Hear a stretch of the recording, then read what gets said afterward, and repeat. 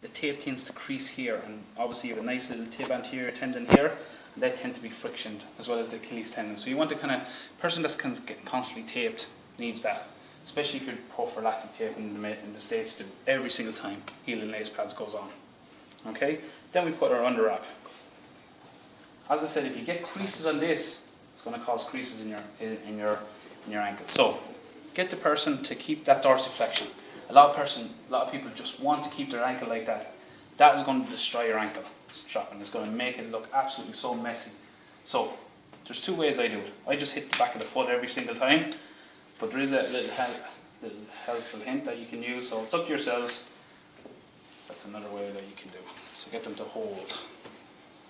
Okay, just like that. So that keeps the foot in neutral. The problem is I don't like that because it gets in my waist. So you can use it if you want. So same again, see? Yeah, that's right. Yeah. So just keep it in neutral. Head up. So this is what we call the head and this is the tail. Start and just nice and slowly just work around the foot. Just getting it up.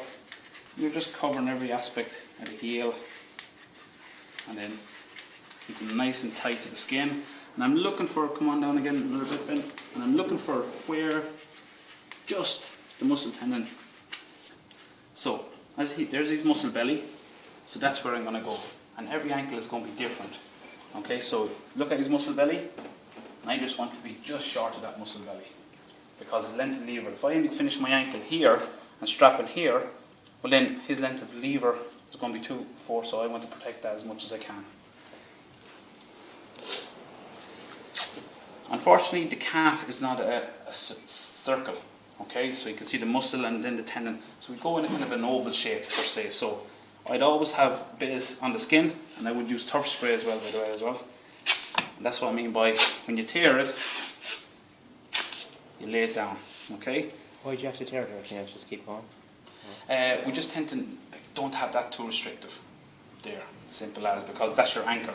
So this is what we call your anchors. You need two anchors. So there's two anchors up there, and you're going to have an anchor here. Now most books will tell you we'll have the anchor here in the fifth metatarsal. Personally, I never put an anchor on the fifth, because two things. Players often come in and go, oh, that's cutting me right there. If you strap too tight, especially in a hurry.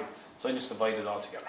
Okay, so the last thing you want to do is have to go get a bit of tape or a bit of scissors and just cutting that back. So you're better off just divide it. So this is the way I divide it. I do what we call a figure of 8. So I go down around, miss the fifth metatarsal, come back up, back around again. And there's my figure of 8 anchor. So now you're ready for your stirrups. So obviously he's done his lateral. So we go from medial to lateral. Keep it in neutral. Don't. Years ago they were showing us that we want to have the person in eversion and this crack trying to shorten the ligament. Unfortunately you don't want that, because what happens is that the ligament will heal in a shortened position. So keep it in neutral. So that's one anchor, and then we go from this anchor around to this one. And you do that 3 times. This is what we call your close basket weave.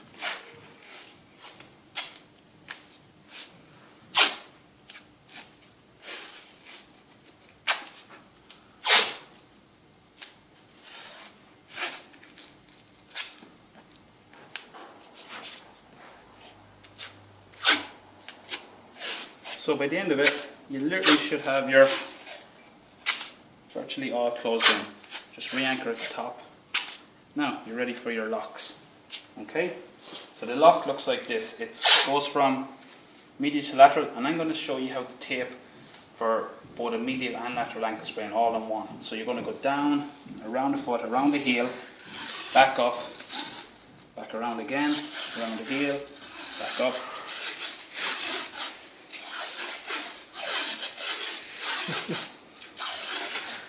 And then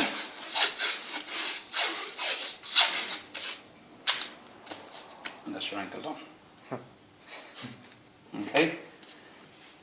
So, and what you're looking for is minimal creases. Definitely have no creases on the sole, so you can inspect that. Any creases on the undersole? Okay, and you've minimal creases going up along. The key with the tape is that the tape will want to go where it wants to go. If you try forcing the tape to go somewhere it doesn't want to go, it'll crease on these. Okay? So, what I want you to do is, let's practice that. So, all I want you to do is pair off in twos, put on the inner wrap, start with 2 anchors. Okay? And that was slow time, by the way. As I said, fast time, you get faster. There's other ways which we'll show you later on in terms of just, so I've locked that up, as I said, for a guy that wants lateral and medial stability. If I needed a guy that needs to be plantar flexion dorsal, say a midfielder or a basketball player that needs to get up and down, well then I kind of do slightly different. So I will have it like this, come down around, up, back around, and back again. Same again, this is my locks, down, around, up, back, and back to start. So you'll actually find there's a lot more movement. It's not as rigid as I just after doing there a few minutes ago. So we'll show you how to do both the next day. Okay, so pair off in 2, get tape and get going.